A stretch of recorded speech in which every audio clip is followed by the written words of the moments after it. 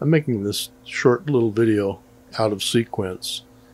This is the rebuild on the Denon DR-M44, but I ran into a little glitch while I was working on finishing this up and getting to the calibration stage.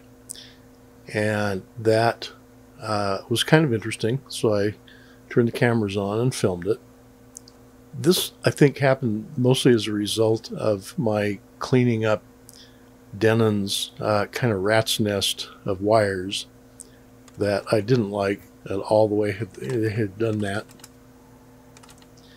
And in the process of doing that, of course, I had a lot of motion and movement and wiggling on wires and pulling connectors in and out, in addition to the rebuild.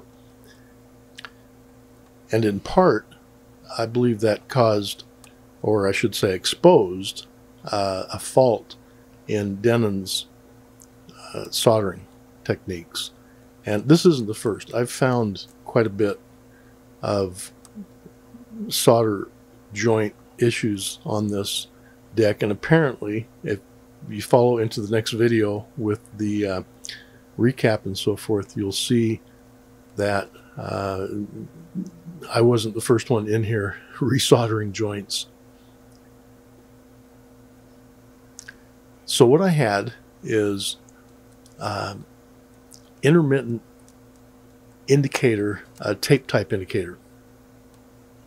And of course I've got the cameras turned on now, so it's not doing it. But when I first started to calibrate this, I was getting erroneous readings that were so ridiculous. I actually thought it was my gear and not the deck. And after I checked all the gear and discovered that it was fine, I went back to the deck and I started wiggling wires and so forth. And like I say, it's not doing it now because the camera's on, but initially anything I touched on this deck was causing that indicator to be intermittent. I could even tap on the bench and it would be intermittent. And so, of course, I knew I had a bad connection, bad joint somewhere. Unfortunately, I was already wire tied together and everything was back in place. And so it made it even harder to find. And I did end up taking apart a lot of the wiring and redoing it, just searching for which connection was bad. And what I found, zoom in here in just a second.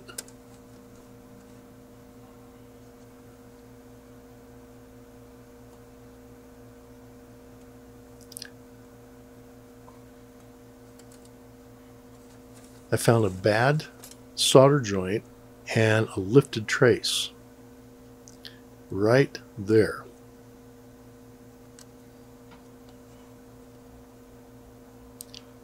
Let me see if I can get a little bit closer here and maybe even take a close-up photo of it, because it's pretty impressive.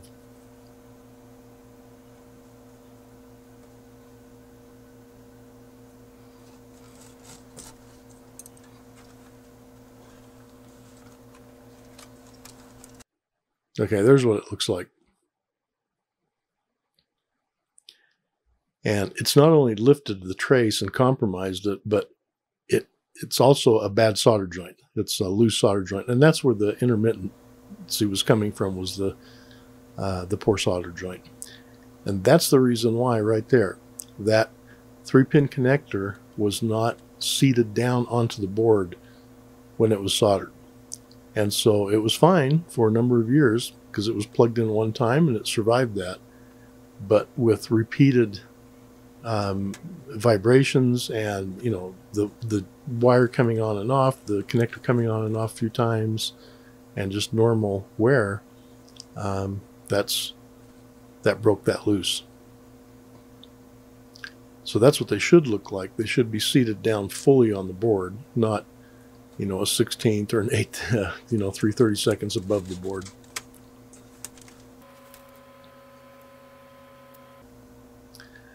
So I got that cleaned up. There's the pin. I actually tinned the pin to make sure I get a really good connection on it. There's the repair with the compromised trace bridged That won't ever come apart again. And that's how it looks and how it should have looked before. So that's it. Like I say, this video is ahead of the rebuild video, but there's some interesting things in there coming up. So join me for that. I think I've added a couple of things in this video that maybe I haven't shown before, or maybe shown them in a different way. So I think this will be a fairly interesting video coming up there. I've got many hours of film to edit, so it might be a little while, but I've got some microscopic views also, some pretty good ones, and I hope it all works out. I hope you join me, and until then, you have a lovely Independence Day holiday or whatever else you might be celebrating. See you soon.